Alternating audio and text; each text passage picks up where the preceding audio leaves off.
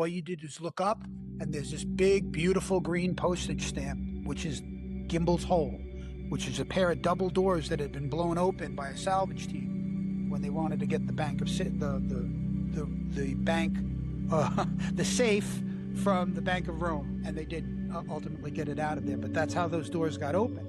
So it is literally a straight down, straight and back. So the concept of running a line would only, in our minds, with nothing to tie off to on a smooth floor, constitute another hazard. And also in zero visibility, if I'm holding a reel and my ability to go like this could lead me to go into the cable. So the idea of a physical, tangible hand on the wall made sense, and it worked in that team environment.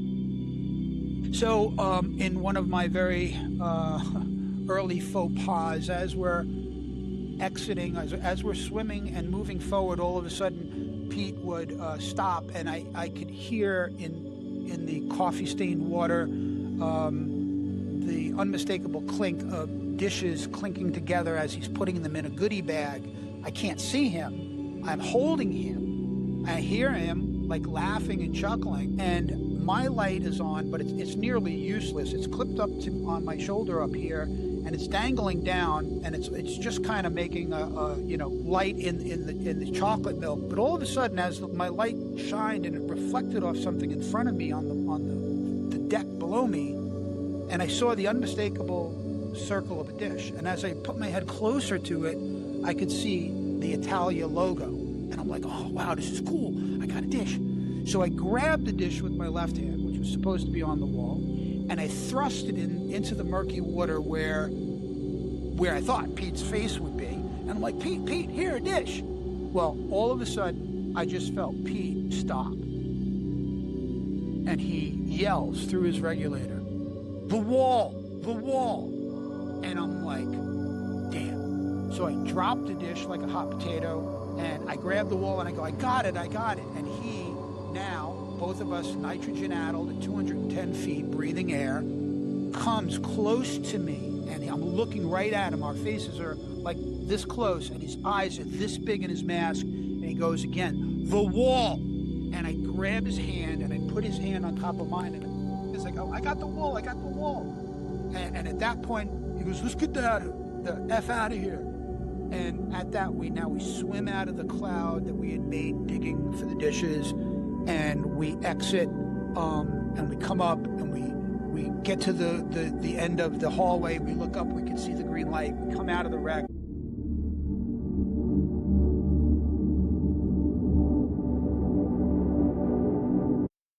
If you're new to the show or haven't subscribed yet, click the like and subscribe button below, as it helps with the algorithm, so you'll be notified when new and exciting episodes come out. All right, so we have Richie Kohler today. Well, welcome to the podcast.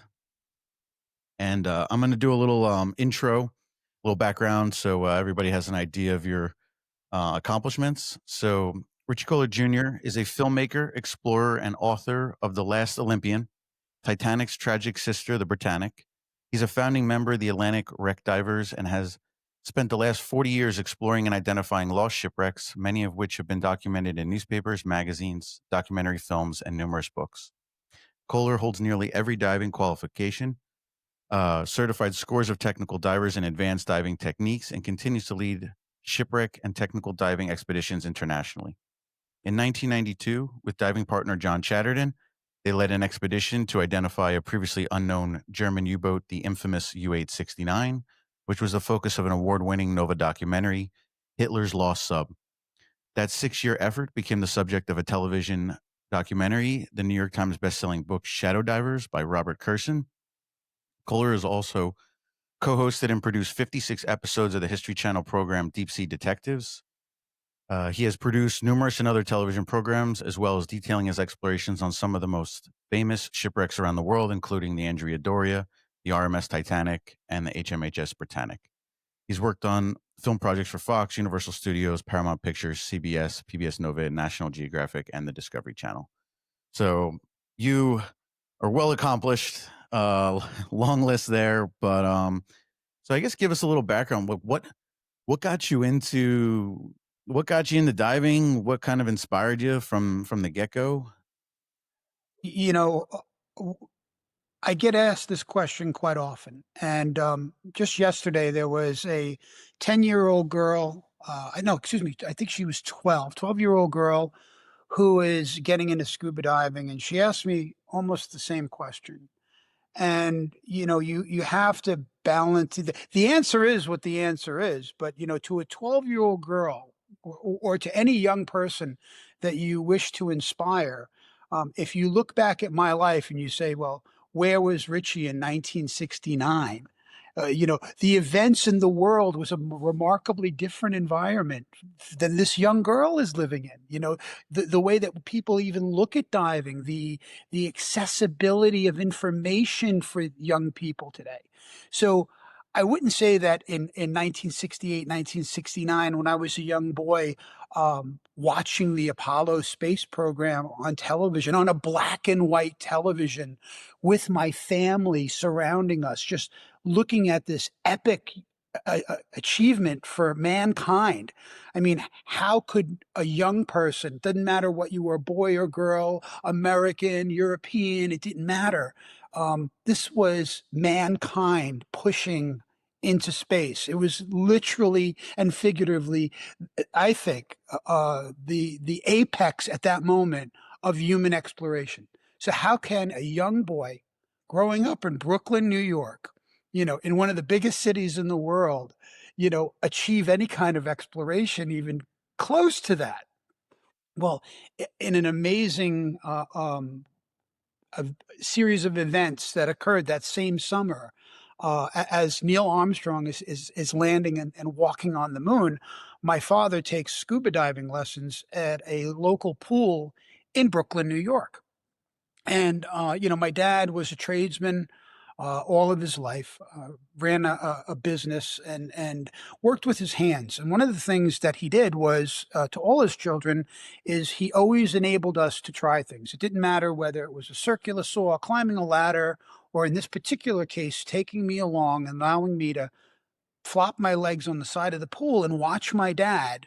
You're a young guy, and I'm sure most people may or may not know the old television series Sea Hunt with Lloyd Bridges, where he would put this double hose regulator. Well, I was watching that on TV, and now my dad's doing this. He's putting that double hose regulator in his mouth and going beneath the pool, and a cascade of bubbles is coming up, and I'm just like, I am hooked. I mean, literally hooked.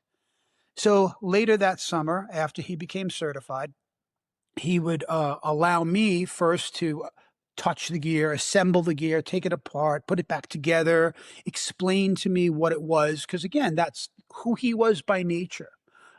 Being a tradesman, a lot of the people that eventually would work with him, and if, as you know, in the trades, it's a mentorship. So teaching is part of your profession. Not that everybody's a good teacher, but my father was a good teacher, and a good father, in that he encouraged his children to try these things. So at the tender age of 9 years old, I was able to put this steel 72 on my back and go first walking in a pool, and then, of course, later on at the beach. Never really in water that would be more than over my head, but still getting a feeling for weightlessness, getting the idea of, being reliant on technology, just like astronauts. So there was a real connection for me. And I think at that point, at that age, I decided I needed to be an explorer. I mentioned I was living in Brooklyn. So, I mean, the houses were this close together. I had to cross two avenues in a street to get to a park that had lots of trees in it. So it's not like the wilderness was my backyard. I mean, so exploration for us, or for me, was made available on the summer weekends when my dad had a small boat, and then as his business got more successful, so did his boat, got bigger and bigger, and our world got bigger and bigger. But those early years, we would be in the back bays and waters surrounding Brooklyn, New York, Sheepshead Bay, Coney Island. On a long weekend or a summer holiday, we would take his boat and go up the coast of Long Island and through the intercoastal waterways, and all along the way, my father would explain to me, I would get to drive the boat, and he would explain to me the difference between a can and a nun and navigational equipment, how to read a chart. And so at that same tender age, I was introduced to the ocean. And my uncles were boaters, and we would fish. And quite often, when we would go offshore on these family outings, to fish, most often you would go to either a reef or a man-made reef, which is a shipwreck. And on many occasions, they would tell me these stories about these shipwrecks that they had heard from other people. And so there was always this fascination of being able to explore a shipwreck. I wouldn't get to actually see a shipwreck until I was 16. So, like half my life would have to go, before I would get Yeah. that opportunity. But between the ages of 8 and 15, almost all my dives were with my father. Uh, and if I wasn't with him because he only had one set of gear, when occasionally he would anchor the boat and I would be in maybe 10 to 12 feet of water, and he would literally tie a rope around me and allow me to go off the back of the boat. And as long as I had rope, that's as far as I could go. And if And he should so just pull that you back was in. my early exploration. I was tethered, and by the way, don't think that in my mind, I wasn't thinking of like Gemini space, guys walking in space, tethered to their spacecraft. 'Cause this is all that was going on in my young mind. And I would be fascinated. I mean, the waters surrounding New York, especially the inner harbors and bays, aren't exactly a coral garden. Mostly it's mud. If you're lucky, it was sand. You would see minnows or sparing go by. You would see the occasional crabs walking along the bottom. But it didn't matter. The idea of being weightless, of being able to see things that none of my classmates were doing or seeing, and it was just that it seemed like I was in some really cool exclusive club.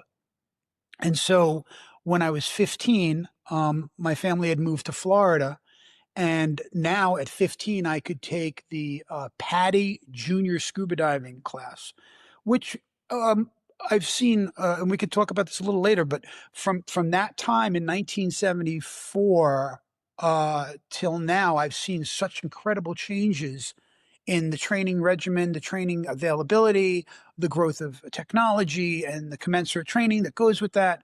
But I have to say that I was a PADI certified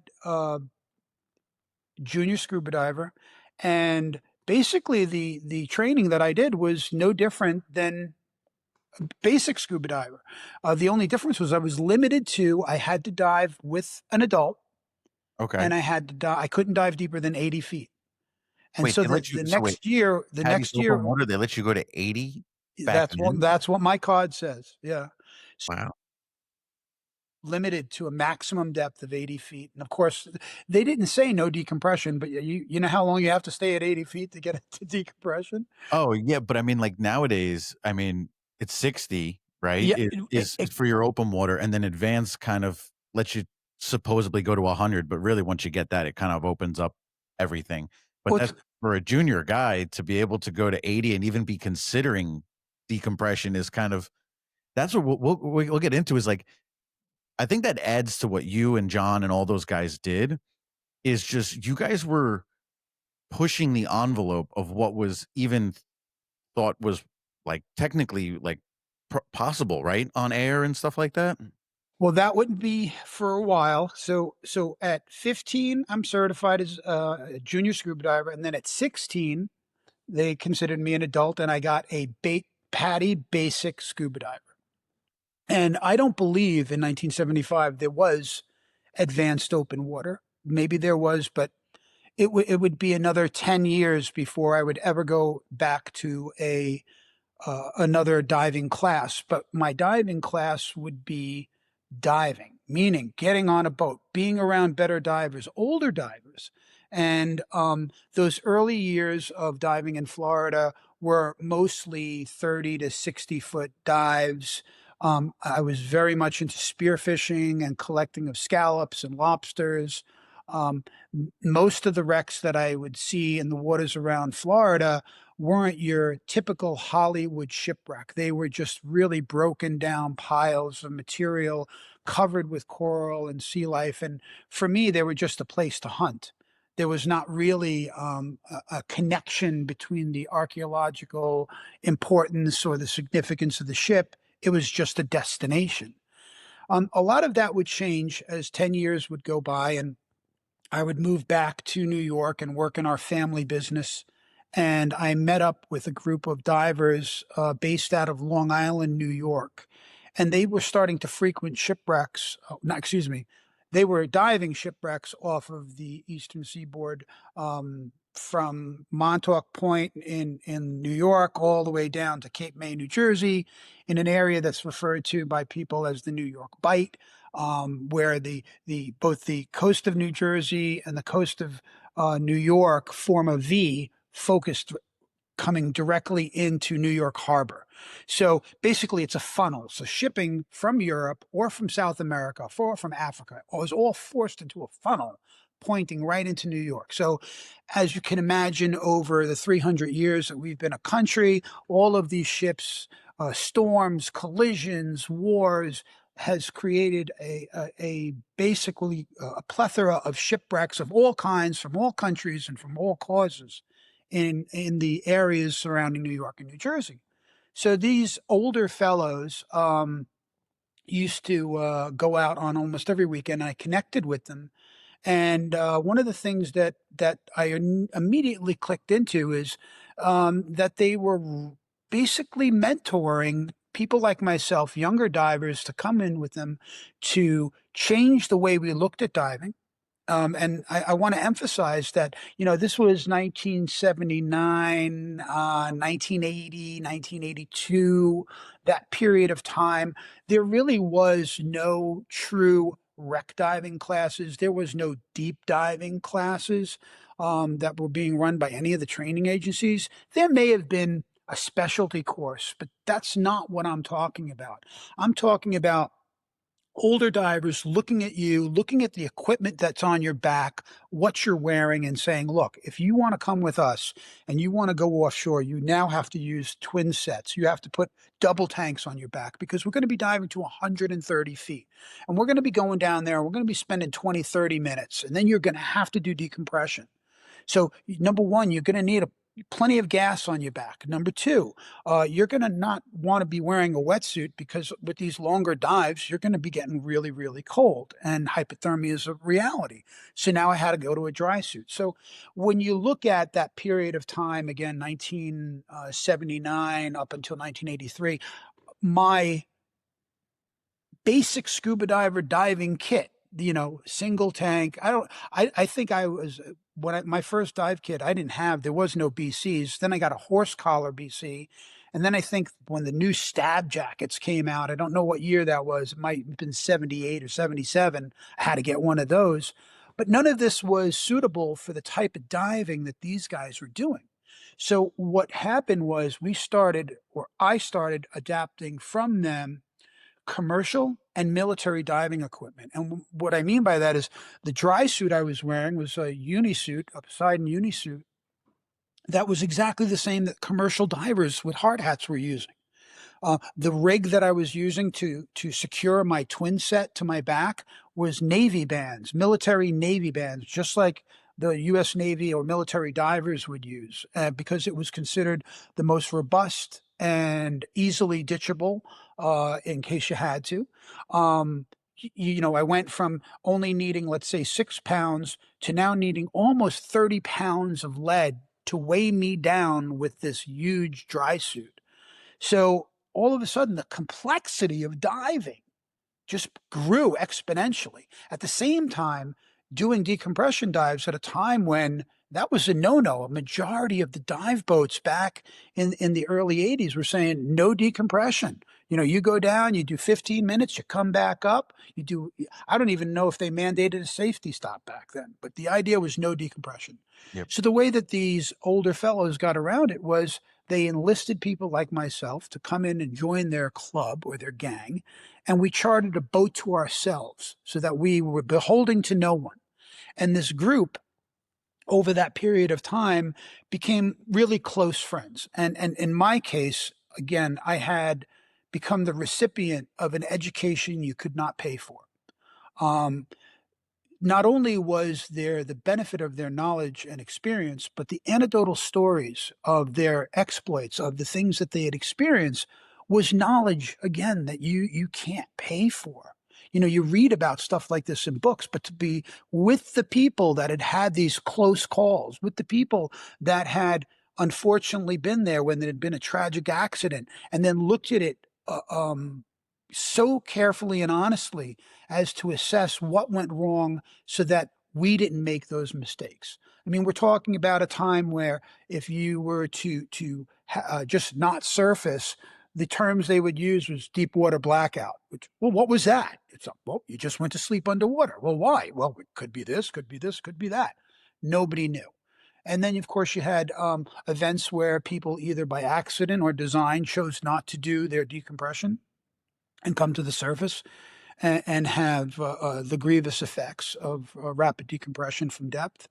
And to listen to, again, these stories from people who witnessed it when one of my lead mentors, a gentleman named Pete Guglieri, told a story, and he said to me, I'd rather cut my own throat than blow off decompression. After having watched someone have that event occur, I believed him.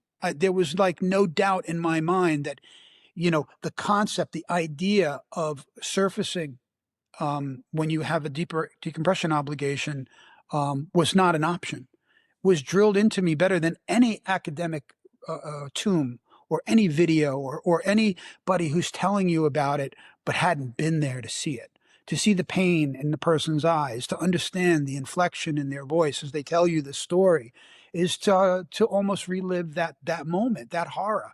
And if there's nothing else that teaches us, is that we must learn from the mistakes of others lest we repeat them. And so that group of about 12 men ultimately became a group that formed the core of what we called ourselves the Atlantic Wreck Divers. And you know, other dive boats, other diving clubs referred to us as the thugs, as the crazies, deep freaks. There was all a bunch of different names because one of the driving things we loved to do was primarily dive on shipwrecks and to recover artifacts from these shipwrecks. And in the 50s and 60s, all of the ones that were in 40, 30, 40, 50, 80 feet of water had been easily exploited by the early divers. So now, if we wanted to find a porthole or a ship's bell or even a virgin shipwreck, well, you had to go further afield. You had to go further offshore. You had to go deeper. So you had to look where people hadn't been before. And even on shipwrecks where people were diving, well, now you had to weave yourself into broken spaces and cracked areas. And then when you get in there, you may have to start excavating the mud and sand. And then all of a sudden you find the goodies. But now here you are in a confined space with no direct access to get out, in zero visibility. Well, how do you train for that? These are the guys that taught me how to train for that. They basically allowed me a little bit of rope, just like my father did, a little bit of rope. Let's go a little bit further, a little bit of rope, a little bit further. Hey, you went too far, pull you back. When I made a mistake, they were harsh and deservingly, because the mistakes that you can make could wind up hurting myself or others. And so if I did get greedy, or if I did not watch the time or become blasé in one way or another, the report would be sharp. And I think that unlike getting a bad grade on a test, there's something about disappointing your friends, which in a way become family. The Atlantic Wreck Divers in many ways became family.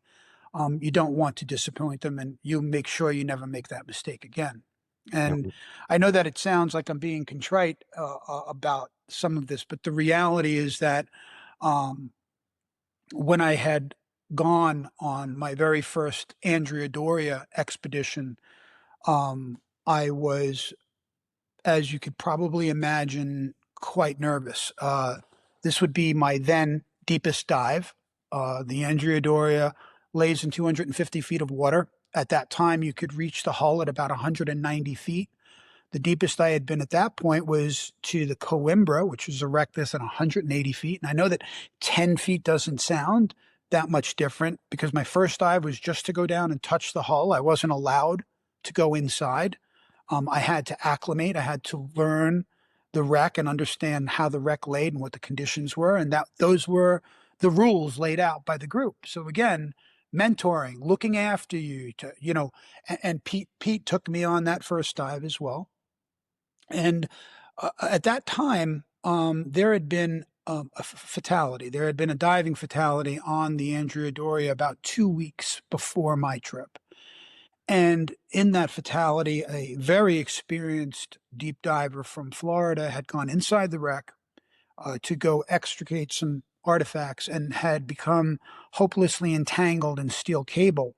And he couldn't get himself out and he ran out of gas. And subsequently, other divers had to go in with bolt cutters and cut out his body with the cables and bring him out. And so I knew this story, like many divers do. When there's an accident, it spreads through like wildfire through the community. And so I knew this, and I can tell you that on that boat ride out on board the Wahoo that trip, I was anxious. I was both nervous, as you can imagine, and excited. Nervous energy. And that morning, when we finally got tied into the Doria, I found it difficult to muster the spit to put in my mask to defog it because of my anxiety. But I hit the water and swam up to the anchor line. Pete gave me the thumbs, the okay sign and thumbs down. I gave him okay. And at that point, I felt a little bit at ease. My heart was still beating, but I felt like I was in my element. And I realized that although I was anxious, I was ready. Although I was inexperienced, I was trained.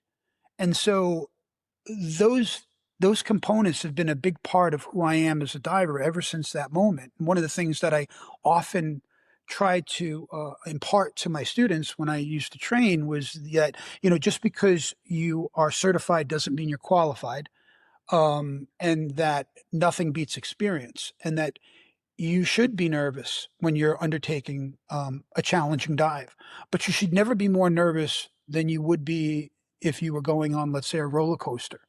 If you feel like you're going to die, if you are so anxious that you feel, oh my God, I could die, well, then one of the three things isn't correct. You don't have the commensurate experience, you don't have the commensurate training, or you're not properly prepared with the right equipment. So if any of those three things aren't aligned, and then you're not ready. This isn't for you. You need to build to this point. And so as I pulled myself down the line, I realized I was ready for this. And that was one of the very first big epic moments of my diving career, is when I finally saw where we were tied in. There was a strobe light down there blinking, and it had this really eerie effect, darkness, light, darkness, light, darkness, light. But it wasn't a ship. It was the seafloor. There was just things growing on a flat plane in each direction. And then I started to notice that there were these circles in a lineal form, and I realized those were the closed portholes in the glass. And although I had expected it, because of the narcosis, it takes me a little bit of time to kind of put things in the right perspective. And I'm realizing, oh my God, this is the side of the ship, and I'm on the side of the Andrea Doria. And I'm like, yes, I have made it. I have made it. And, that first dive, I did not venture far from the strobe. All of the other more experienced divers went off in different directions and went on their way to obviously going to explore and possibly find artifacts. But that was my mission. My mission with Pete was to just stay there, and he would go down the promenade and look around because there was these huge brass windows that people used to like to collect, and he was going to look for them. So Pete didn't do a big dive that dive. His big dive was looking after his little buddy and just making sure that I was going to be okay. I had been at depth, but he just wanted to make sure that I was going to be okay. So that dive went well. Our next dive would be our first dive, or my first dive, going inside the wreck. Now, I'd been on many different shipwrecks, and I had gone inside, but now I'm going to go inside a shipwreck at 190 feet, and I'm going to descend down to 220 feet, and then we're going to swim back about 75 feet down a hallway, and then we're going to turn around, and we're going to start digging in an area that was right adjacent to the dining room where it was a pantry area, and we were going to try to locate some dishes. So in between dives, Pete lays out the plan, just like I just did. He explained everything I just did, but then he adds one caveat. He goes, as we're going in, Richie, the wall on your right-hand side is the floor because we're heading aft. So that's going to be the floor, okay? And then to our left, where the ceiling was, you're going to see a lot of wires and cables and pieces of structure that have fallen down. And he goes, we don't want to go anywhere near the left. We got to stay to the right. He says, those cables is where that guy had gotten killed 2 weeks ago. So we are going to go in. We're going to cough up the visibility to zero. And you got one job, Kohler. When we go in good visibility, we're going to turn around and face the exit. And you put your hand on the wall and your other hand on my harness. And you hold me and you hold the wall. And I may pull, but if I get you off the wall, you pull me back because that's our way out. That's the way that we are not going to get in those cables. We're not going to get in trouble. So No you guys problem, weren't, Pete. you guys weren't, you guys weren't like running line yet? No, we believed, and I still believe in certain applications in what's called progressive penetration. And I'll explain the reasoning behind it. Don't get me wrong. We have used on other dives, more complex. We do use reels. We use reels and strobes. We use a combination of all three things. But in this particular dive, as I kind of laid out to you, as long as you kept your hand on the wall and there was no obstructions, there was no ability to change deck levels, there was no rights or left. It's literally a hallway. And then when you get to the end of the hallway, you could drop down where the gift shop used to be and the Bank of Rome. All you did is look up, and there's this big, beautiful green postage stamp, which is Gimbel's Hole, which is a pair of double doors that had been blown open by a salvage team when they wanted to get the bank of the bank, the safe from the Bank of Rome, and they did ultimately get it out of there. But that's how those doors got opened. So it is literally a straight down, straight and back. So it's the concept of running a line would only, in our minds, with nothing to tie off to on a smooth floor, constitute another hazard. And also in zero visibility, if I'm holding a reel and my ability to go like this could lead me to go into the cable. So the idea of a physical, tangible hand on the wall made sense, and it worked in that team environment. So in one of my very early faux pas, as we're exiting, as we're swimming and moving forward, all of a sudden Pete would stop, and I could hear in the coffee stained water the unmistakable clink of dishes clinking together as he's putting them in a goodie bag. I can't see him. I'm holding him. I hear him like laughing and chuckling, and my light is on, but it's nearly useless. It's clipped up to on my shoulder up here, and it's dangling down, and it's just kind of making a light in the chocolate milk. But all of a sudden, as my light shined and it reflected off something in front of me on the deck below me, and I saw the unmistakable circle of a dish. And as I put my head closer to it, I could see the Italia logo. And I'm like, oh, wow, this is cool. I got a dish. So I grabbed the dish with my left hand, which was supposed to be on the wall, and I thrust it into the murky water where I thought Pete's face would be. And I'm like, Pete, here, a dish. Well, all of a sudden, I just felt Pete stop. And he yells through his regulator, the wall, the wall. And I'm like, oh, damn. So I dropped the dish like a hot potato, and I grabbed the wall and I go, I got it. And he now, both of us nitrogen addled at 210 feet, breathing air, comes close to me, and I'm looking right at him. Our faces are like this close, and his eyes are this big in his mask. And he goes again, the wall. And I grab his hand and I put his hand on top of mine, and I go like this. I go, I got the wall. I got the wall. And at that point, he goes, let's get the F out of here. And at that, we swim out of the cloud that we had made digging for the dishes, and we exit, and we come up, and we get to the end of the hallway. We look up, we could see the green light. We come out of the wreck, we swim to the ankle line. You know, we never said a word that entire ascent, that entire decompression time, but I knew that he was incredibly disappointed in me. I knew that I had screwed up and I had let him down, and he trusted me. And I felt, as you can imagine, horrible.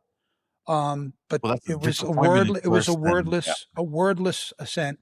When we get back on the boat, as you can imagine, all of the other guys are like, "Hey, Kohler, your first trip. Yeah, look at you, dishes." And I'm done. There's pictures. Pete never said a word. Never said a word to anybody. Didn't say anything about this event to anyone. Didn't say anything to me. He smiled. We took pictures. It was great. We had dinner. And, all the other divers had come up, and now the sun was setting. And I remember Pete grabbing a beer and walking to the back of the boat. And it was just a beautiful summer evening. And I walked over next to him, and I started to speak.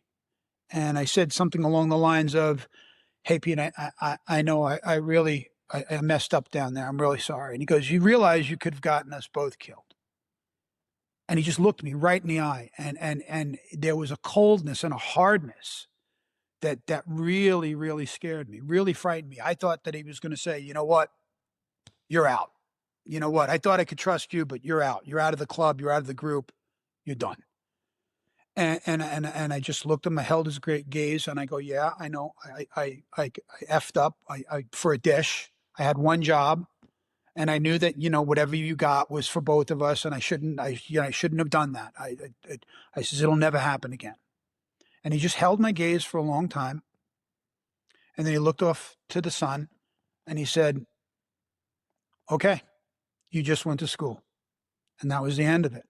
And that was the kind of anecdotal stories I like to tell people about. You will make mistakes. You have to learn from them, and you have to change your behavior because of them. And I would like to think that as the years have gone by, and I've done incredible technical dives with people like John Chatterton, Evan Kovacs, and a, a half a dozen other incredibly talented underwater explorers, they've never had to ever doubt or lose faith in my ability to be where I need to be or do what needs to be done so they can feel secure in whatever we're doing.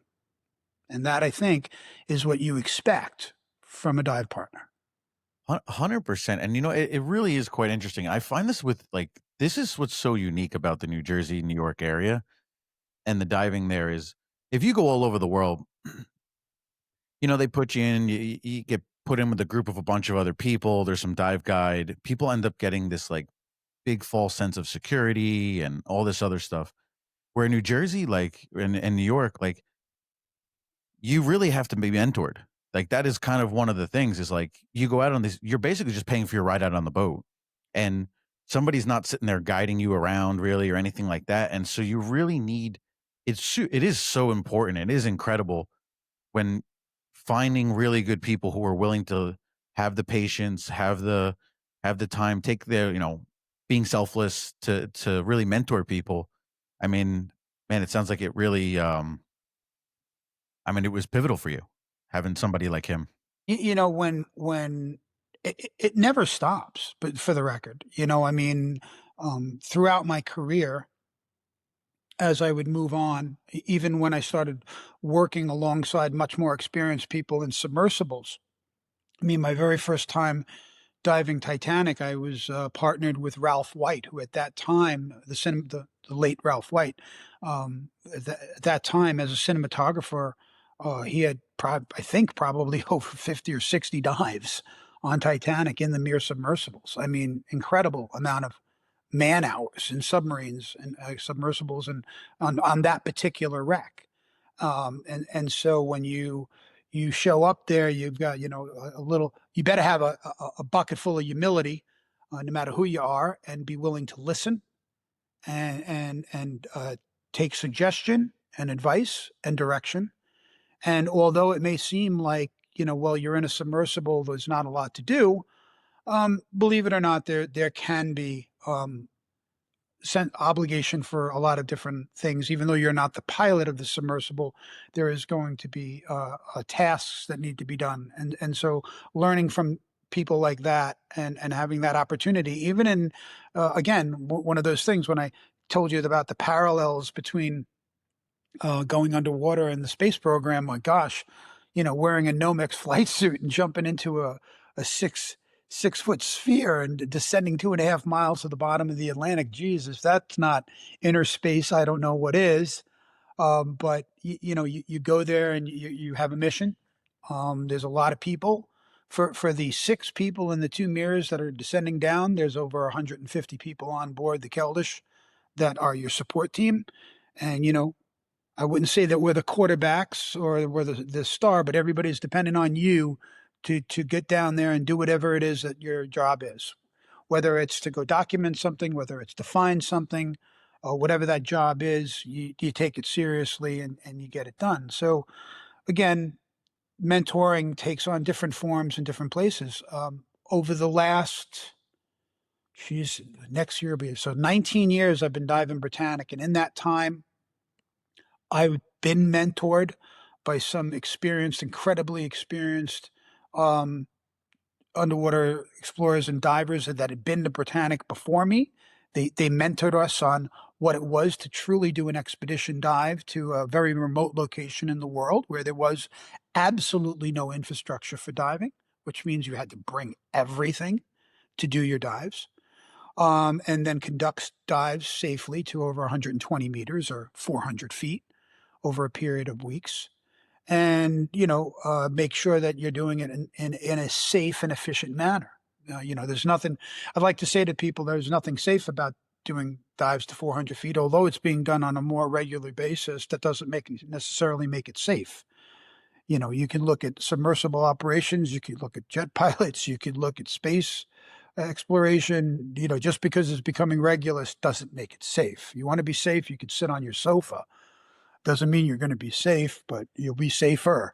So, the reality is we mitigate risk. And so on those 19 years on Britannic, I went from being a mentoree to a mentor, and bringing in new people, new younger people, and some of them even older, but not with the experience, and teaching them the ropes.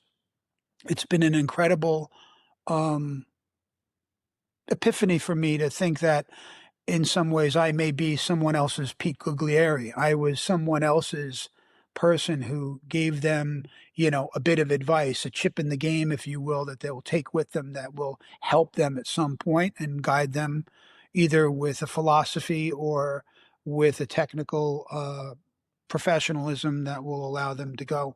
And one of the things that's important about all of this is adaptation. If I didn't adapt from the way that I was diving in 1978, you think about it, in 1978, I was diving a single steel 72.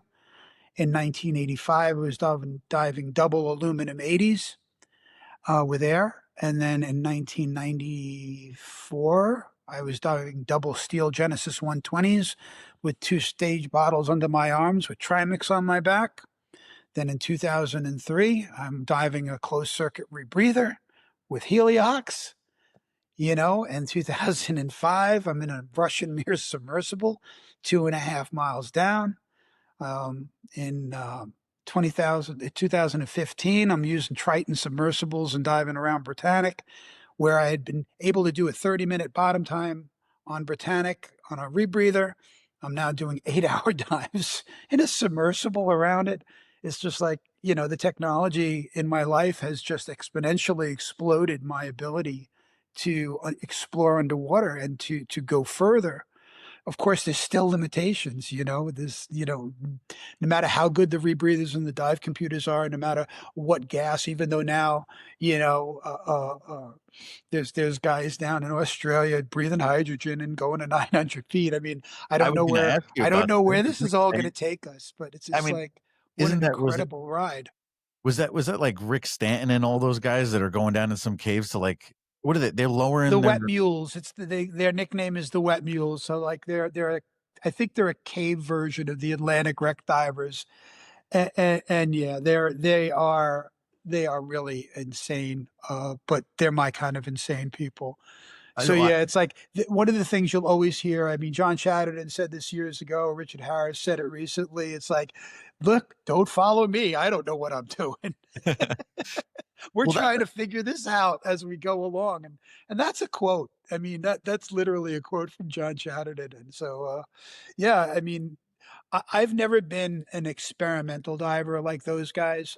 Pretty much, if it says Sears on the side of it, Craftsman, I'll buy it, because like it's good. yeah, I usually let other people be the first to try Trimix, or I grew up in an era where in the New York, New Jersey dive community, when nitrox first came out, people called it voodoo gas.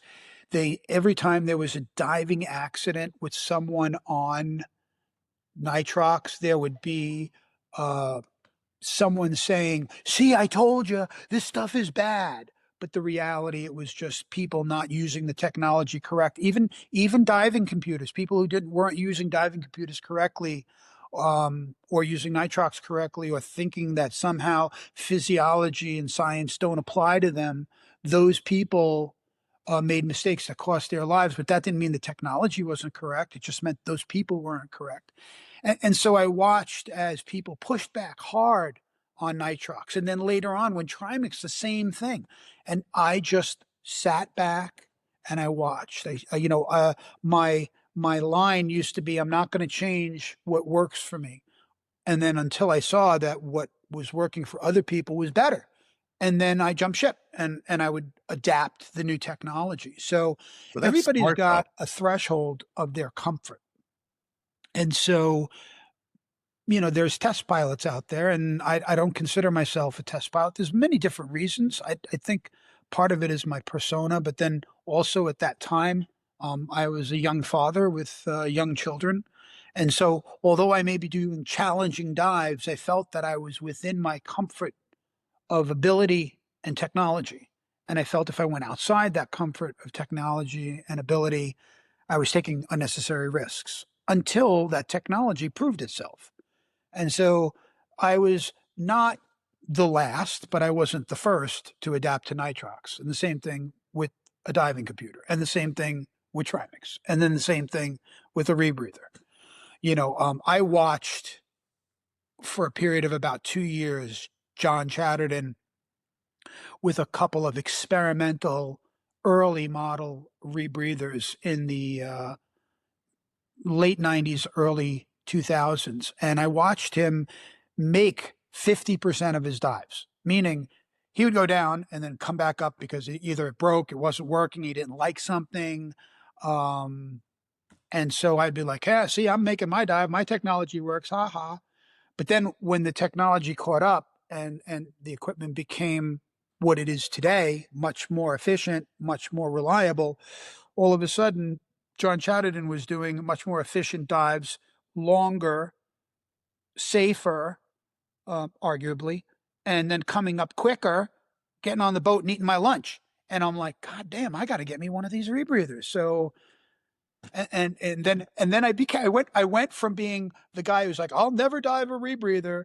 And then 2 years later, not only was I on a rebreather, but then I became a rebreather instructor because I became the converted, and of course now I had to preach. So Well, I totally respect. I mean, for one, like it's kind of one of those things where it's like, and there's an importance to each person, right? You need some people to be the ones that are willing to take a lot of risk and pioneer it, but then also it's like there's always kinks in the in the beginning, and so sometimes it's good to just step back, let some of the faults kind of happen, and then you can kind of a lot of people do this with companies where like initial pioneering company will go in, they fail, they make all these mistakes, and then you didn't have to go through all of that R&D, all that, initial stuff, and then you can kind of pick it up as some of that big faults kind of occur. How much of like Chatterton and those guys were collaborating with like Bill Stone and them?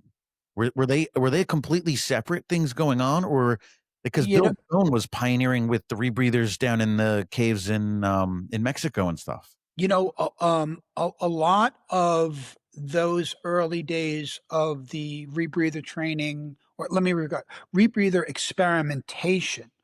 I need to add the caveat that the military and the commercial diving world had efficient, functioning, very expensive existing technology, which was the Mark 14, Mark 15.5 in the military.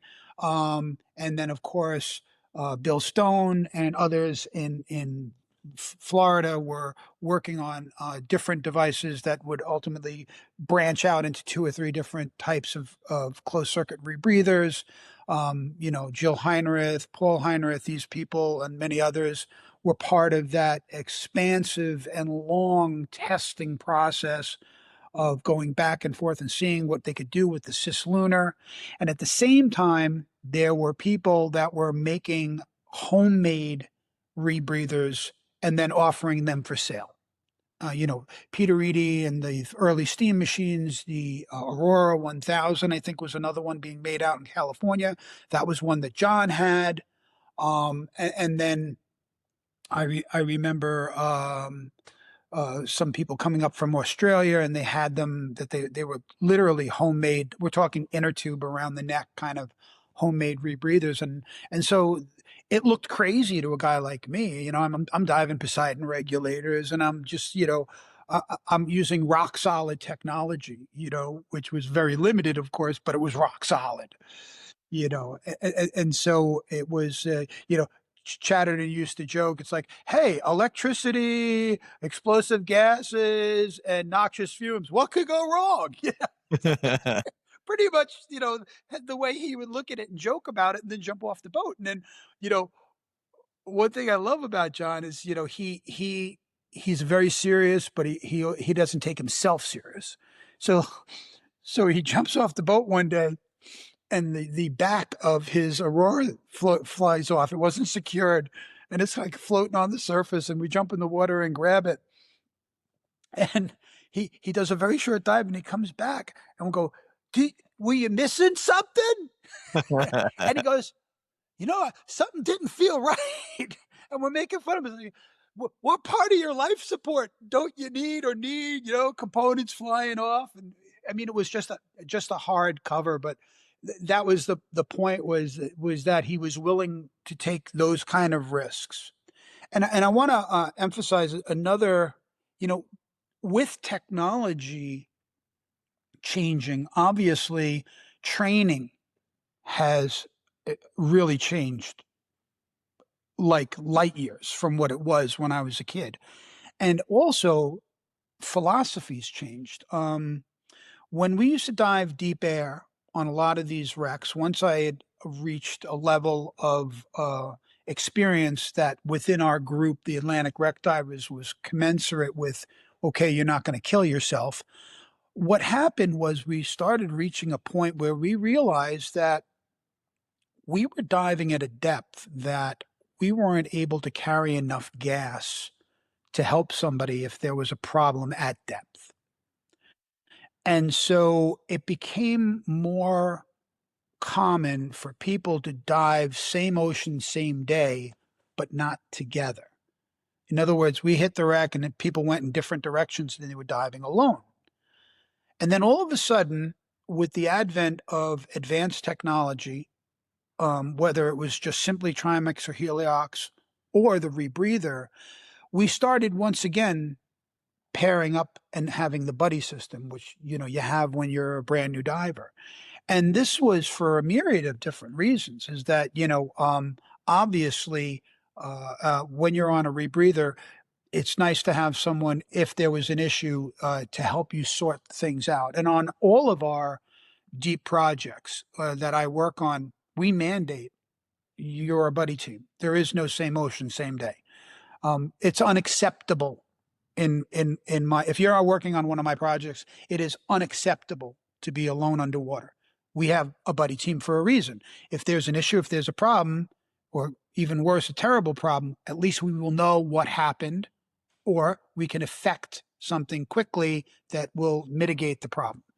And you can't do that if you're alone. And so this is a big change in the way that I dive. So it's kind of like an arc. I'm seeing an arc in diving, where you went from buddy teams, to solo diver, and now we're back to buddy team. And we're doing incredible dives. I mean, the work that we've done in the last 5 years, penetration dives on the Britannic is epic. I mean, there's a book out right now called Inside Britannic, written by a guy named Simon Mills, the owner of the wreck, that documents the work that we've been doing. And it's incredible. You're going down to 400 feet max depth, and then you're going inside one of the largest passenger liners in the world, accessible to divers, and exploring room after room, hallway after hallway, changing deck levels, 7 deck levels, and doing, the longest dive our team ever made, bottom time was about 50 minutes. But on the average, we do about 35 to 40 on bottom time. Well, what's your deco if you're doing your normal, and what's your deco if you're doing that one that was 50 minutes? Okay, so on an average, and again, you have to realize Britannic is so big, she lays 100 feet above the sea floor. So you hit the wreck at about 300, or you can swim all the way down to the sand at 400. So you've got a 10-story building to explore in height, and then laterally nearly 1,000 foot long. Okay, so it gives you plenty of rope to change your dive profile. But if we use your for the sake of your question, if we're setting the hook, which happens sometimes, we always try to tie in high for obvious reasons, but sometimes because of the current, the hook or the shot falls out into the sand. So now the divers have to descend all the way down to 400 feet where it's tied in, and then they've got to transit to the wreck, and then they go up in the wreck and they do their dive up in the wreck. Then they got to go back down, transit back, because you run a line from the shot. There's a strobe on it, and then you can see. My wife recently made a remark that, I mean, because I've been doing it so long, you become a little numb to it. She said that when she first got down there and she realized, she thought that the sun had gone behind a cloud, and then she looked up and she realized she was in the shadow of Britannic because the sun was on the other side of the wreck. So she was in the shadow of a 100-foot tall shipwreck. And that was a staggering moment for her of encompassing how big this thing is. So then you can see the wreck, but depending on where you go, you don't want to take a chance on not getting back to where the shot is. So, you run a line and then you put another strobe there. So again, this is what we were talking about, using a variety of different techniques to navigate shipwrecks. But to answer your question, if you use that profile of hitting 400 feet, swimming to the wreck, doing your dive, coming back, because you hit 400 feet and you're down there, you're probably going to limit to 30 minutes. And I would say that type of a dive profile is going to run you about 4 hours, start to finish, total run time, 4.5 hours, depending on your conservatism. In our projects, we do dictate that all dive teams, you can dive anything you want, but you're not going to get out of the water if your buddy doesn't have he's got to pass his conservatism and his safety. So we never leave anybody in the water. So you can be very aggressive and you can come up the line.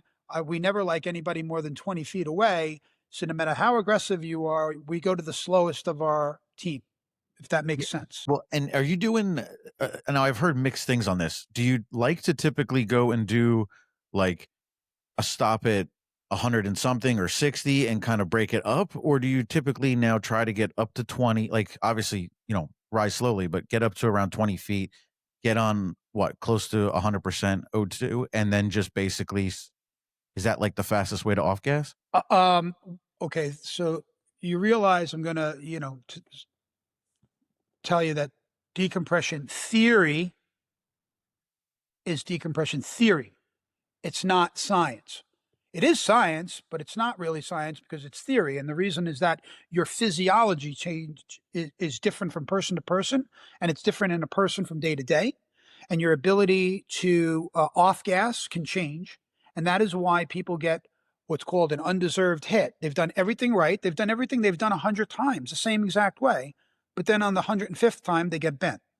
So I need to put that out there for you, because what I'm going to share with you is what I do. I'm not encouraging anybody else to do it. I try to ride my ceiling as best as I can, so that instead of having a square decompression profile where you come up to this depth and you wait, and you come up in this depth and you wait, and you come up and you wait, I try to ride the bell curve by coming up in my minute increments so that my ascent is more of a curve rather than a step profile. That works for me. That was based on conversations that I had with one of the smartest people I know in diving, which is Martin Parker from AP Diving. He was one of the people who really helped me understand how the algorithms were created for decompression profiles. And of course, his advice was the same that he said to me. He says, just because I'm telling you this isn't what I'm telling you to do. So the short answer to your original question is, if you did 50 minutes, we've had one team that did 7 hours. That was back in 2006.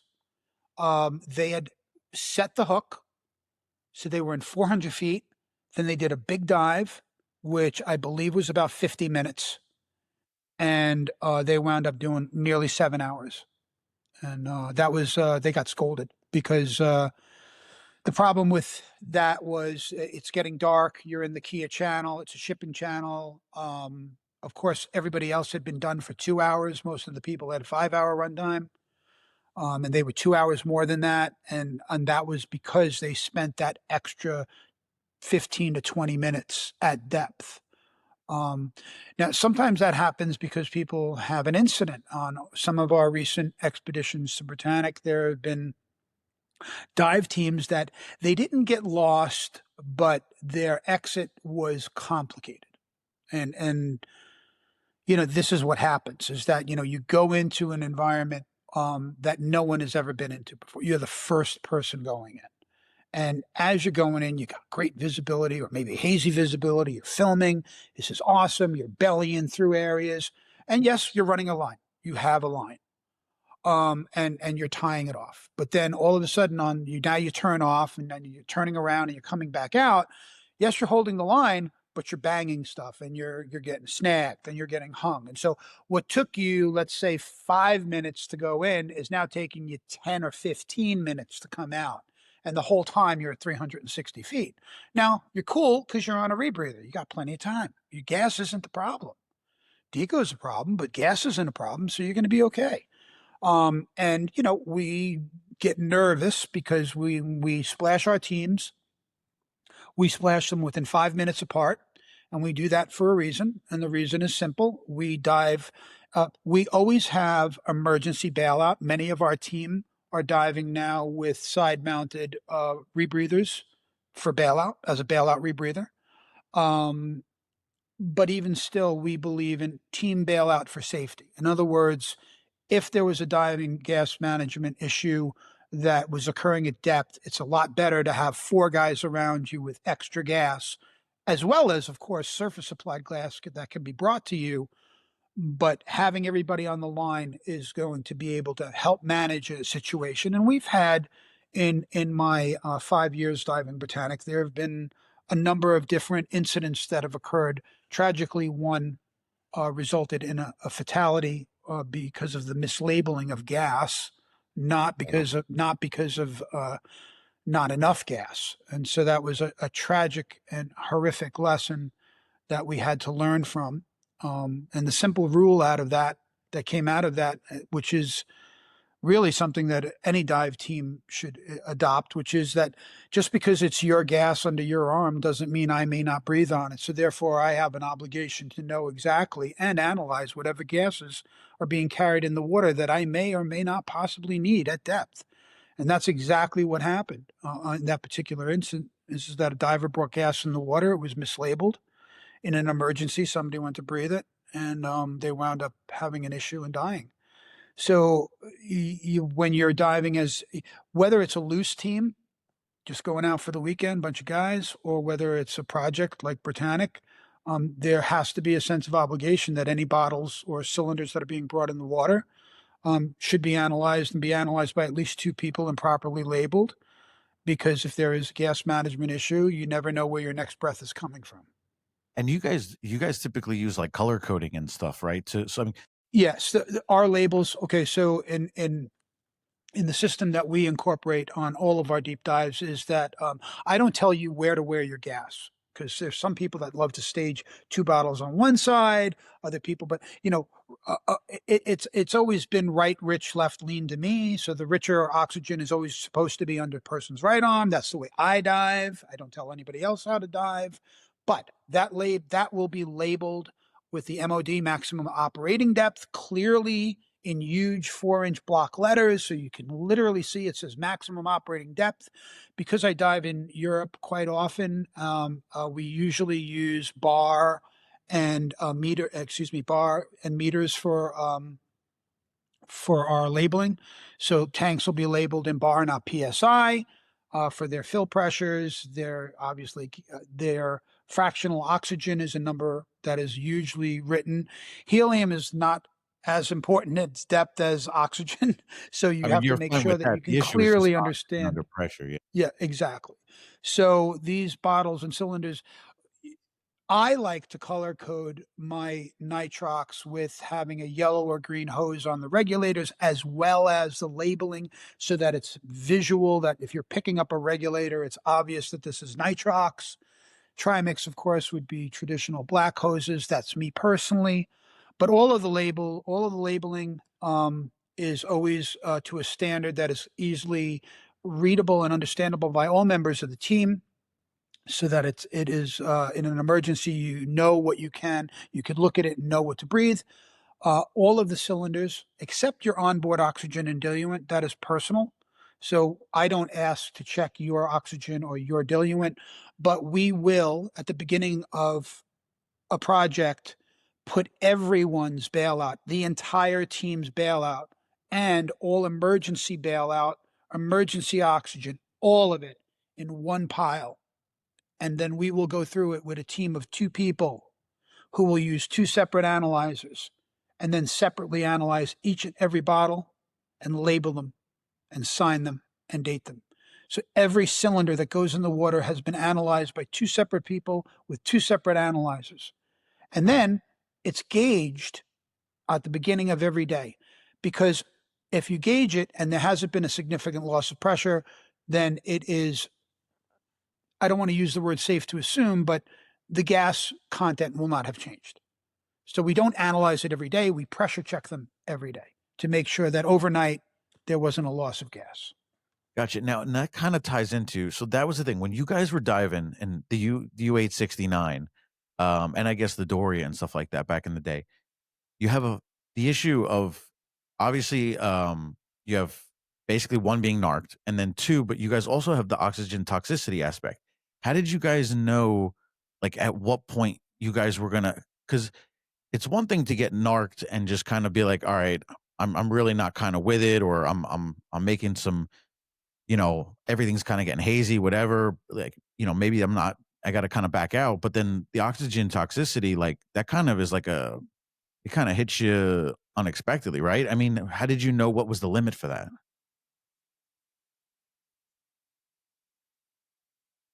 In the beginning of deep air diving for me, I wouldn't say that we didn't know what we didn't know. We understood that, diving to 250 feet, which was pretty much considered a maximum depth for all of us.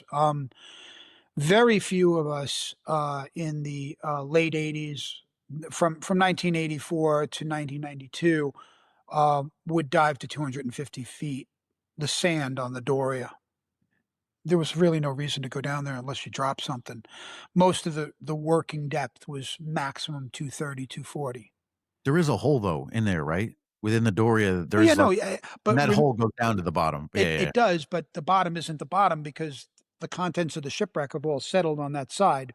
So you're not going to get the sand level, if you will. You Gotcha. follow me? Okay, So gotcha, so even deep inside the Doria, 240 was a deep dive. Most of the gotcha. time, it was 230. Okay, And so if you use that as the maximum working depth of a majority of my dives, the U-boat was at 230 feet. But unlike the Doria, where the Doria you would hit it at 190 and then you would swim to gimbal's hold, and you would drop down, and then you would kind of zigzag around. You weren't hard at 230 the whole time. On the U-boat, you're pretty much at hard because it's a very small profile, very small shipwreck, doesn't have a big a reveal off the seafloor.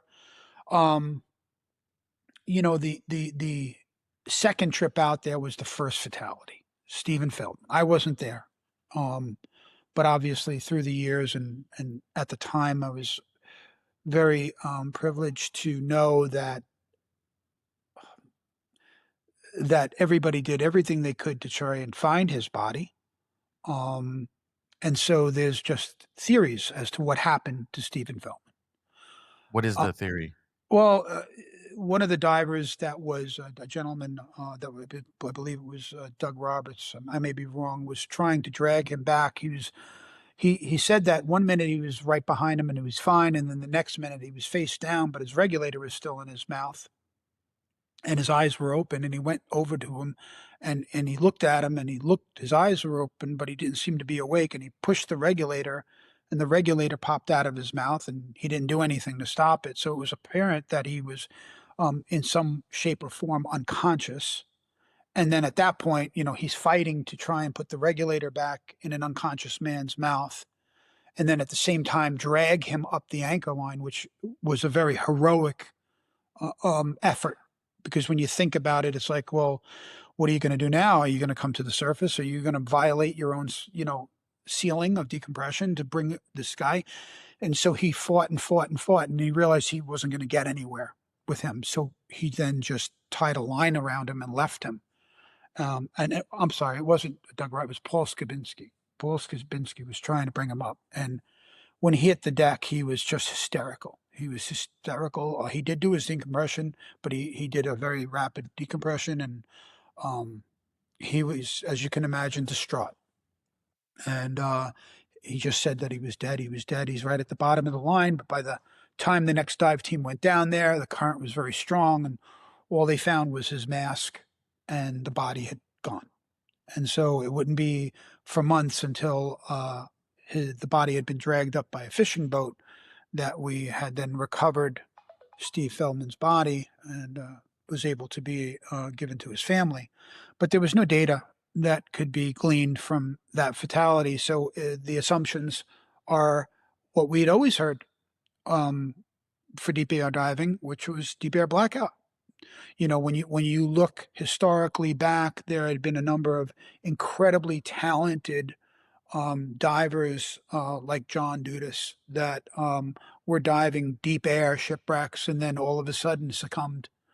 And we don't know, was it carbon dioxide due to a hard-working rebreather? Hard-working regulator. They're working hard and they've got high CO2 retention. Or was it oxygen toxicity? Take your pick. We can't tell. There's no data. So you can pick which one or the other. So when you ask me, hey, Richie, how do you mitigate oxygen toxicity? Well, I can tell you how you mitigate carbon dioxide is to breathe slowly and fully. Not that kind of work is how you're going to retain CO2. Anytime that I've worked like that, you come up, you have a headache. That is, classic CO2 retention. You've got this wanging headache from CO2. So, and why do we do that? Well, maybe there was a bad current on the Doria. Maybe I'm humping the hook somewhere and I'm working really hard, dragging the chain and the anchor, and I'm breathing like that because I have to breathe like that. And of course, as experience has taught us, it's like there's nothing to be gained by working that hard. Whatever it is, work in another fashion that doesn't require that extenuating that effort, that really hard breathing effort. So, me personally, I would, even if it took me my entire dive to tie in on deep air, I got to the point where I'd have a little mantra that I would be like, row, row, row your boat, and I'd be working real slow, rather than trying to hurry up and get things done so I could go have the fun dive. If my job was to set the hook, I had to have the maturity to say, well, I may get a dive this time or I may not, depends. Oh, I got lucky. the hook is right where I could tie it in. Yay, yay, good for me. Now I can make a dive. Versus, oh, dang it, it's out in the sand. Now I got to drag it all the way to the rack. And by the time, I mean, there's been dives on the Britannic where I had to bring the hook. My job was literally to bring the hook to a very specific spot so that the film crews had the shortest possible run to get to their target. So I was the sacrificial lamb. My job was no matter where the shot goes, make it work, get it there. And we sometimes we bring scooters to help us with this, but other times there's just no getting away that you've got to use two people to man. You got 500 feet of line, bunch of chain. You got the wind and the current pulling on a tuna ball, and you're just moving it a meter or a foot at a time and just doing it slow and slow. And you're looking at your buddy and he's looking at you and you're like, God damn, this sucks. And finally you get done and you look at, that took 30 minutes. Oh man, that was the worst dive ever.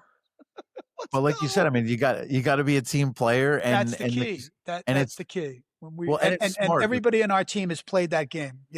Everybody on our team. I know if my friends who've worked on the Britannic with me, they're all going to smile because we've all been in that boat. We all want we know when you got to suck it up. So Yeah, that's part. I mean, that's part of it, and you get your time sometimes. So also with the Britannic, I guess I'm curious with the story. So I think you guys have made it into the so for one, the Titanic sinks incredibly quickly, but it's like what, almost 3 hours, 2 hours and 40 minutes or something like that. The Britannic was the sister ship, and they were supposed to basically have learned from the Titanic with the being able to have all these different ways to make sure that you're able to lock off the areas and whatnot. What ends up happening with Boiler Room 5 and 6, and how is it that the Britannic sinks in how short? It was like what, 15 minutes or something? It oh was no, less than an hour and a half, 90 minutes. So 90 minutes. Okay. So the first question I have to answer your question, I'm going to ask a question. Have you read my book, Mystery of the Last Olympian? If you haven't, shame on you. You need to read it. Um, I don't want to give you the bona fide answer because that is the nature of the book, and it was part of our work. It was our work that started in 2006 and didn't end until 2015.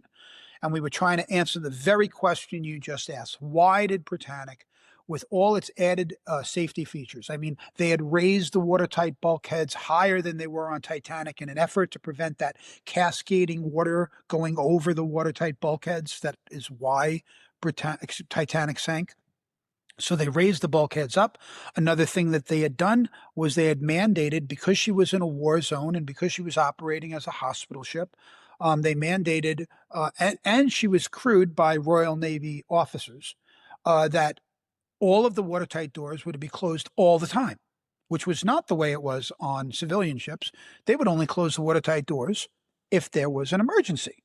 So with all the watertight doors closed, and these extra tall um, watertight compartments and the double hull being extended in the vulnerable compartments of the boiler rooms and the engine room, wow. And why did she sink twice as fast as Titanic? Well, um, in the late 1980s, a diver named Richard Stevenson had located in the area of the break. So when Britannic hit the seafloor, her bow kind of snapped off and she cracked into two pieces.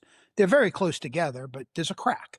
And if you descend into that crack, you can see at the very bottom of the ship, right above the keel, a rectangular doorway. And then if you look at the blueprints, this doorway is called the fireman's tunnel.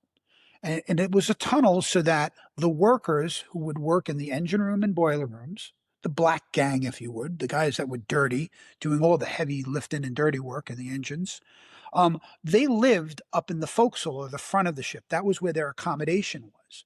And so, because these were designed as passenger liners, catering to the opulent crew, they never wanted the riffraff of the engineering rubbing shoulders with their clientele. So this fireman's passage was meant as a worker's way to go from from their accommodation through the very bottom of the ship, and then go through each boiler room to get to their station, or possibly to the engine room or the turbine room or the generator room, all the way through. So basically, like along the spine of the ship, you had this access tunnel, correct? At every compartment, there would be a watertight door that was supposed to be closed. Well, when Richie Stevenson looked in this door and he traveled about 60 foot back, he was looking directly into boiler room number 6, which is the foremost or forwardmost. They were numbered 1 to 6. From the engine is 1, 2, 3, 4, 5. 6 is the farthest. He's looking right in and sees the boilers. This door is supposed to be closed. So he comes back up and he tells everybody, and it's like, wow, the door's open. And a lot of people have said, well, you know what? That's kind of expected because it was right near where the explosion occurred, and that could have damaged the bulkhead and not allowed the door to close. And well, why was the door open in the first place? Because the explosion occurred at exactly the moment that every watertight door was opened to allow a shift change. So at 8 o'clock in the morning on November 15th, the crews were changing. So the evening shift was leaving, the morning shift was coming in. There's a massive explosion, water starts rushing in, but the captain up on the bridge realized there's an effort, and he hits a button, and it shows on a electric light. It shows all the watertight doors starting to close. Ding, ding, ding, ding, ding, ding. So according to him, all the doors were closed, but now we know one's not. So that means something's wrong. It's not, I don't think that somebody's lying. I think that there was some kind of, tragic mistake made in wiring, or a break in the wire, or who knows what. But for a fact, that door was open. So in 2006, myself and John Chatterton go to where Richie Stevenson had found the door. We go through the fireman tunnel, and we try to find our way through boiler room 6 to see if the next door is open. Well, we got stymied in that trip, and it didn't happen. And it would take a few more years. 2009, Evan Kovacs and myself and Richard Stevenson were able to get to the other side of the boiler room, and we see that the door going into 5 is open. And then in 2015, Evan Kovacs and I go through boiler room number 5, and we see that the door to 4 is open. So that means that at least 3 boiler rooms plus the entire front of the ship was flooded. So much like Titanic, she had 5 compartments open to the sea. And that water just flooded at the very lowest point of the ship, literally on the keel plates. The water just came in unabated. Where on Titanic, it had to flood a compartment, go up to the level, go over, cascade down, fill the next compartment, and keep doing that. And that's why she sank so slowly. Britannic, on the other hand, when the explosion occurred, Captain Bartlett tried to aim for the nearby island of Kia to try and beach his ship to try and save it. And in a way, at full speed, probably forced the water even quicker in. And on top of that, because it was very warm, and because many of the wounded soldiers had been suffering from dysentery, the nurses would air out the wards. And to do that, what they would do is they would hang all the linens out on the promenade deck to get as much air and sun as possible. And they opened all the portholes to air out the wards. And so all the portholes were open. So you've got insult to injury as the ship lists over, water pouring through the portholes, adding to it. Some people have alluded that was the reason, but when you do the math, it's just, even with all the portholes, it's not the same as having water cascading at the very lowest part of the ship. And, as she's going down by the head of the bow, like a submarine, flooding even quicker. Gotcha. Because with a door behind it, it would stop the air, and it would stop the rapid inclusion of water. But with, think about how rapidly you descend when you venture BC. It's the same thing. Yeah. Britannic was like just going down fast and hard. And eventually she listed or leaned over to such a point that Captain Bartlett realized he's lost the ship. And he ordered abandon ship and blew off all steam. And so by blowing off all the steam, none of the boilers blew up. And that's why today we can go into those boiler rooms and see the intact boilers still in place. Gotcha. And now there's no rumors or stuff that like some of these boiler guys uh were just like wanted to get out, didn't take the time to close the doors, and then they end up happening to be some of the main people on the lifeboats initially. There's okay, so there's fact and then there's assumption. There is fact that some of the firemen and boiler crew were in the lifeboats. Um, did the assumption now is you're in a room that is filling with water, and there's only two ways out of that room. There's three. There's an escape scuttle, but we'll talk about that in a second. So you're at the very lowest part of the ship. Your feet are on the keel plates. You can't get any lower. You're in the belly of the beast. There's an explosion, and at the one door that you just came through is a wall of water heading to you. You have two different ways of going. You can either try to climb a ladder in that compartment that's filling with water, or you can run backwards away from the water through the open doors to dry areas. Now, Captain Bartlett says he ordered the watertight doors closed electronically. So what that means is that there would be a lock that's holding a gravity fed door that the electrically will be pulled out and the door will close under gravity. Those doors could be opened manually and they could also be blocked manually. So if you're exiting this room, and the boiler room crews would be 50 to 60 men in a crew. I mean, we're not talking about just a couple of men. We're talking about a lot of men in Yeah. 6 different rooms. You're talking about 300 guys, right? And there's water coming in. Do you close the door on the people that are your friends? And many of these people came from areas surrounding, a community. So they knew each other. In many cases, some of them were related. And so are you going to close the door on your friends and some of your family? Or are you going to keep the door open and go, come on, hurry up, run, run? You know, see what I'm saying? These were civilian crew. If they had been military trained differently. In the military, it's fight the ship, save the ship. And Yeah. there was what's called an escape scuttle, which is a long ladder that is, I believe, 40 or 50 feet tall. And at the top of it is around like a little submarine hatch. Now, you have to keep in mind that these boiler rooms had to be kept airtight for their purposes of how they would funnel air in to feed the flames. You had to control how much air and where the air came in. So it's not like these were open spaces that could just have open doors. They had to always be somewhat secure and govern how much air came from where and how it fed the flames of the boilers.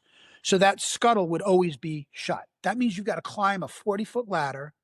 Imagine 30 guys trying to climb a ladder and get up and then open this little round hatch like a submarine hatch and then get out, or run to the big door and get out, which is the easiest path of resistance. Run to the big door. So the assumption is that civilians took the easiest path of resistance. The assumption is that the captain did order the doors closed and somebody defeated that, because we know they're open. We've seen them. We've filmed them. So you could either say there was an electrical problem, and although it said that the doors were closed, they actually weren't, or they were closed and they were prevented from closing and reopened. Yep. Take your choice. That seems the most, I mean, again, No taking one drowned, educated Andrew. guess. No one drowned in the boiler room. Those guys got out. Hundreds of men got out of those compartments. But I will say this, that the door from boiler room, we've not gotten as far back as 4 to 3. So for all we know, boiler rooms 1, 2, and 3 may actually have been sealed. They may have gotten as far back as that and then climbed out the scuttle because their feet weren't getting wet anymore. You That's follow me? possible. That's possible. Or also if 4, 5, and 6 are maybe they overrode all of them. We don't know. But Evan Kovacs and I have been in the engine room and we've looked to see if the door from the engine room, but because of debris, we can't see it. Things have fallen down in front of the door. But we have found other watertight doors open. And again, I encourage you not only to read my book, not for a shameless plug, but also the book called Inside Britannic by Simon Mills. A lot of what we've just talked about has been illuminated by photographs and carefully explained. And again, that's the work of our team over 5 years, is to get to this. If you ask me tomorrow if we have a continuation of the permit, would Evan and I like to continue going through the boiler rooms? Yes, I would. It's one of the scariest and ugliest places I've ever been shipwreck diving in my life. Um, it's Why the only scary? place. Well, because It's just so far back. when Evan got into boiler room 4 and he turned around, his presence in the water there created a waterfall of silt. Boilers are round, right? And in this undisturbed anaerobic environment, the silt of 100 years had built up. And all it took was Evan Kovacs's body to create a little bit of a shock wave. And you can see the silt move like gelatin and then just pour down, orange silt pouring down in a waterfall. Obviously, zero visibility. But you also have to wonder, well, what else may move? What else may fall? Eros Expeditions is a sailing yacht charter company excited to give their customers the most unique and amazing vacation where they can travel to their favorite destinations in luxury while experiencing amazing food and culture with family and friends. You get to travel with no crowds and have the flexibility to move at a relaxed pace. The yachts have a full kitchen on board with dining for 8 inside and out and are kept to a limited number of guests, making sure the experience is relaxing and stress-free. If you're looking to kick back and enjoy the warm, clear waters of the Caribbean, then the Bahamas, the British Virgin Islands, the U.S. Virgin Islands, St. Martin, and St. Bart's may be right for you. If you're more interested in culture, ancient cities, gastronomy, wineries, and history, then Croatia, Greece, Italy, and France are perfect choices. If you're looking for more exotic destinations, then definitely check out French Polynesia, Mexico, and Thailand. The company began with a love for traveling the world, experiencing new and exciting places, and sharing them with amazing people. Getting to combine them all with sailing, snorkeling, fishing, paddleboarding, and scuba diving makes for the perfect vacation experience. Book your reservation now to experience travel like no other at erosexpeditions.com or andrewsabia1@gmail.com. Links in the description below.